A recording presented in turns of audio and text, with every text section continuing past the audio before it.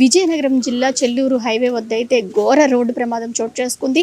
విశాఖ జిల్లా బొత్సపేట గ్రామానికి చెందిన 16 మంది గ్రామస్తులందరూ కూడా ఎంతో సంతోషంగా బొలెరో వాహనంలో మజ్జి గౌరమ్మ అమ్మవారిని అయితే రాయగడ వెళ్తున్నారు. అక్కడ అమ్మవారిని దర్శించుకోవడానికి అందరూ సంతోషంగా మొత్తం ఒకే కుటుంబానికి చెందిన 16 మంది కూడా వెళ్ళడం జరిగింది. రాత్రి 9 గంటలకి స్టార్ట్ అయ్యారు. అయితే ఇక్కడ ఏదైతే ఉందో చెల్లూరు హైవే వద్ద అయితే బొలెరో వాహనం పక్కకు ఆపడం జరిగింది. విశాఖకు చెందిన లారీ, విశాఖ నుంచి వస్తున్న లారీ అయితే వెనక నుంచి ఢీకొనటంలో అక్కడికక్కడ ముగ్గురు అయితే చనిపోవడం జరిగింది. మిగతా అందరూ కూడా తీవ్ర గాయాలతో ఇక్కడ సర్వజన ఆసుపత్రిలో కొంతమందిని జాయిన్ చేశారు. ఇంకా ముగ్గురు పరిస్థితి విషమంగా ఉండటంతో వాళ్ళందరినీ కూడా వేరే ప్రైవేట్ ఆసుపత్రికి అయితే తీసుకుని వెళ్ళడం జరిగింది. ఇక్కడ సర్వజన ఆసుపత్రి మార్చిరి వద్ద అయితే కుటుంబ సభ్యులు ఉన్నారు, వాళ్ళ గ్రామస్తులు కూడా ఉన్నారు. ఒకసారి వాళ్ళ మాటల్లో అడిగి తెలుసుకుందాం మరిన్ని వివరాలు. మండలం బొత్సపేట గ్రామం నుంచి మన వర్ష రాయగడ అమ్మవారి టెంపుల్కి దైవ దర్శనం గురించి వీళ్ళందరూ కూడా కుటుంబ సభ్యులందరూ కూడా ఒక బొలెరో కట్టుకొని వీళ్ళు బయలుదేరారు. బొత్సపేట నుంచి 9 గంటల సుమారు టైంలో భోజనం చేసి చెల్లూరులో వీళ్ళ తాలూకు కుటుంబస్తులు అక్కడ ఎక్కుతామంటే అక్కడ బొలెరో రోడ్డు పక్క ఆపి వాళ్ళ గురించి వెయిట్ చేస్తున్న క్రమంలో వైజాగ్ నుంచి ఫాస్ట్గా వస్తున్న లారీ ఒకటి ఈ బొలెరోని ఢీ కొట్టి ఈడ్చుకొని వెళ్ళిపోవడం జరిగింది. అందులో ఉన్న ప్రయాణికులందరూ కూడా, అందులో కుటుంబ సభ్యులందరూ కూడా ఆ తాలూకా దాటికి పూర్తిగా బొలెరో ధ్వంసం అవడంతో లోపల ఉన్న వారంతా కూడా భయానికి ఆందోళనగా క్షేత్రగతులుగా ప్రతి ఒకరికి కాలు ఇరిపోవడం, ఒకరికి హెడ్ ఇంజరీ రావడం, ఇంకొకరికి ముగ్గురు చనిపోవడం జరిగింది. అందులో ఒక చిన్న పిల్లాడి 10 సంవత్సరాల బాబు కూడా ఉన్నాడు. ఈ విషయం అంతా కూడా గ్రామంలో అందరూ కూడా చాలా బాధపడుతుంది. దీని గురించి అయితే ఇప్పటి వరకు కూడా బొత్సపేట గ్రామంలో ఇలాంటి ఎంత భయానికి వాతావరణం ఉన్న ఇలాంటి సందర్భం రాలేదు. మేము అలాంటి దాన్ని ఫేస్ చేయలేకపోయి కొత్తగా ఫేస్ చేసేటప్పుడు మా అందరికి కూడా రాత్రి అంతా కూడా అందరు ప్రజలు అందరూ మా బంధువులు చుట్టాలు అందరూ కూడా చాలా భయాందోళనకు గురి కావాల్సి వచ్చింది. అందువల్ల ఇప్పుడు ఏంటంటే అక్కడి నుంచి మనకి అంబులెన్స్ ద్వారా మనం సర్వజన ఆసుపత్రి విజయనగరం తీసుకురావడం జరిగింది ఈ క్షేత్రతులందరినీ. అందులో కొందరు పరిస్థితి సీరియస్గా ఉండడం వల్ల మన తిరుమల ప్రసాద్ హాస్పిటల్కి కూడా మేము కొంతమందిని షిఫ్ట్ చేయడం జరిగింది. అలాగే ఇంకొంతమందిని మన శ్రీనిధి హాస్పిటల్కి కూడా షిఫ్ట్ చేయడం జరిగింది. మొత్తం ఇక్కడ ఉన్న 16 మందిలో ముగ్గురు చనిపోవడం జరిగింది. మిగతా 13 మందికి కూడా ఈ ట్రీట్మెంట్ జరుగుతుంది. అందులో కూడా 2-3 కొద్దిగా సీరియస్గా ఉంది అనేసి మేము వీళ్ళందరూ ఒకే కుటుంబానికి చెందిన వీళ్ళందరూ ఒకే కుటుంబస్తులు చెందినవారమ్మా.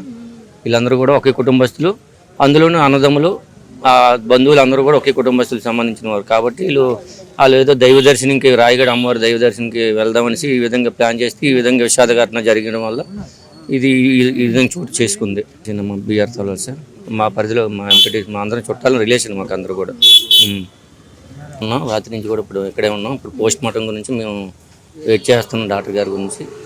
అయిన తర్వాత మేము మాకు స్వగ్రామం తీసుకెళ్ళి ఈ 3 దహన కార్యక్రమాల్లో జరిపించడానికి ప్రయత్నిస్తున్నాం. మా అమ్మగారి పేరు మధ్య పైడి తల్లి.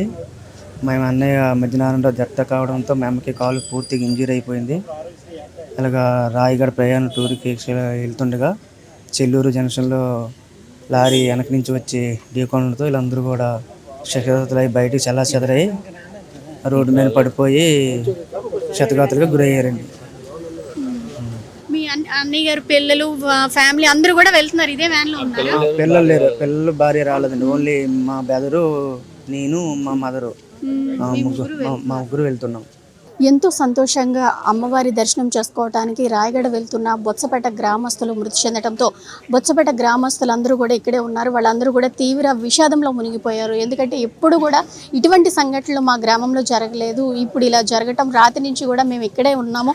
మేము కూడా చాలా దిగ్భ్రాంతి వ్యక్తం చేస్తున్నాము. ఎందుకంటే ఎంతో సంతోషంగా ఉండేది మా గ్రామం ఈ రోజున విషాదంలో మునిగిపోయింది. ఒకే కుటుంబానికి చెందిన ముగ్గురు చనిపోవటము, మరికొంతమందికి పరిస్థితి కూడా విషమంగా ఉండటంతో మాకు ఏ క్షణంకి ఏ కబురు అందుతుందో అనేసి ఇవి చాలా ఆందోళన చెందుతున్నామని అయితే గ్రామస్తులు అయితే చెప్తున్నారు. ఇక్కడ మనం చూసుకుంటే ప్రతి ఒక్కరు అంటే మొత్తం ఊరంతా కూడా ఇక్కడే ఉంది మొత్తం కూడా. ఎందుకంటే అందులో ఒక చంటి పిల్లోడు కూడా ఉన్నాడు, 10 సంవత్సరాల బాబు కూడా ఉన్నాడు ఆ మృతుల్లోని.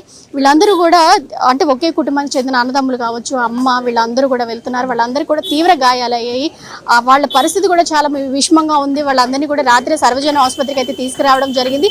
వెంటనే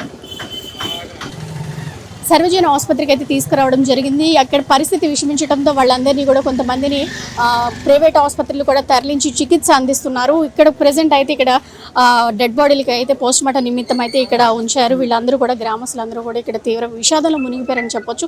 ఎందుకంటే మనము సరిగ్గా వెళ్తున్న అవతల వాళ్ళు చేసిన తప్పిదానికి నిండు ప్రాణాలు బలైపోయి కుటుంబాలు కూడా తీవ్ర దుఃఖంలో మునిగిపోయిన పరిస్థితి అయితే కనిపిస్తుంది. ఎందుకంటే ఎన్నోసార్లు చెప్తున్నారు రోడ్డు ప్రమాదాల నివారణకి స్పీడ్ తగ్గించి వెళ్ళండి, ఎదురుగా వస్తున్న వాహనాలు గమనించి వెళ్ళండి అని ఎంత అవగాహన కల్పిస్తున్నా సరే ఒకరి నిర్లక్ష్యం వల్ల ఎంతో మంది ప్రాణాలు కోల్పోయిన పరిస్థితి కనిపిస్తుంది. ఇక్కడ మనం చూస్తున్నాం కదా, ఇక్కడ మొత్తం కూడా గ్రామస్తులందరూ కూడా విషాదంలో ఉన్నారు. ఎందుకంటే బొలెరో వాహనం తప్పేం లేదు, ఆ సైడ్ ఆపారు.